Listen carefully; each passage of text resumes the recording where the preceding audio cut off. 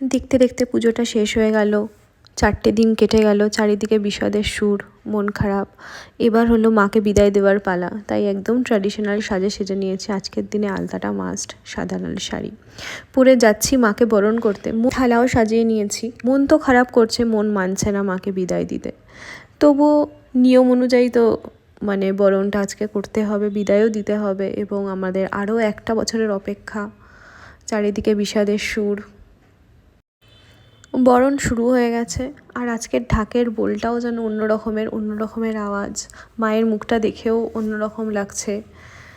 যেহেতু কলকাতার মতন অনেকগুলো পুজো হয় না, একটা দুটো মণ্ডপেই সব ভিড়টা হয়, তো অনেকক্ষণ লাইনে দাঁড়ানোর পর এবার আমি সুযোগ পেয়েছি। কিন্তু আমাকে মানে এমনভাবে সবাই ঢেকে দিয়েছে যে একদমই দেখা যাচ্ছে না। আর সত্যি কথা বলতে না, প্রত্যেক বছরই এটা আমার হয়। পরেও আমাকে বলে আমার বর যে তুমি কেন পেছন দিকে তাকালে না। কিন্তু সত্যি বলতে আমি যখন মা দুর্গার সামনে যাই বরণের জন্য, আমি যে পেছন দিকে তাকাবো বা ভিডিও ক্যামেরা হচ্ছে বা কিছু, আমার এগুলো কিছুই মাথায় থাকে না। শুধু সামনে গেলে ভীষণভাবে অদ্ভুতভাবে কান্না পায়, খুব কষ্ট হয়। আর এই দিনটাতে মানে এটা না করতে পারলে, দরকার হলে আমি ওষুধ খেয়ে পিরিয়ডস পিছিয়ে হলেও এই রিচুয়ালস আমি পালন করবো। এটা না করতে পারলে আমার খুব মন খারাপ হয়। তো বরণ করে ফিরছি এখন, মানে আস্তে আস্তে নিচের দিকে নামছি। এরপর হবে সিঁদুর খেলা, মিষ্টি মুখের পালা।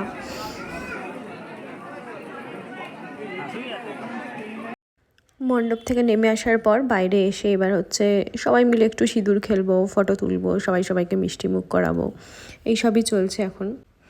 যা হয় আর কি, খুব সাধারণ ব্যাপার। মানে এইভাবে তো সবসময় সাজা হয় না এরকম লুকসে, তো ন্যাচারালি সবাই সেজেগুজে ফটো তুলবেই।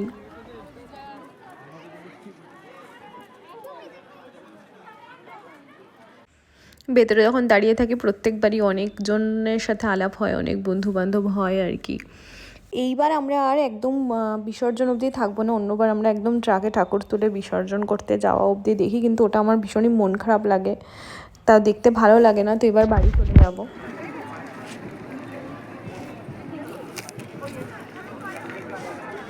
তো এত সুন্দর করে সেজেছি যখন, ট্র্যাডিশনাল লুকে বাড়ি এসে কটা ছবি তো তুলতেই হবে।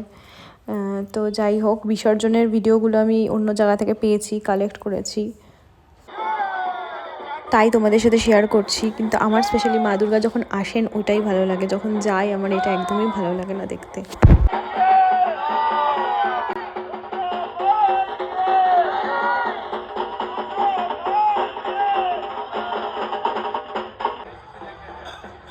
পুজো শেষ, সকলকে জানাই শুভ বিজয়ের আন্তরিক প্রীতি ও শুভেচ্ছা, বড়দের প্রণাম এবং ছোটদের জন্য ভালোবাসা।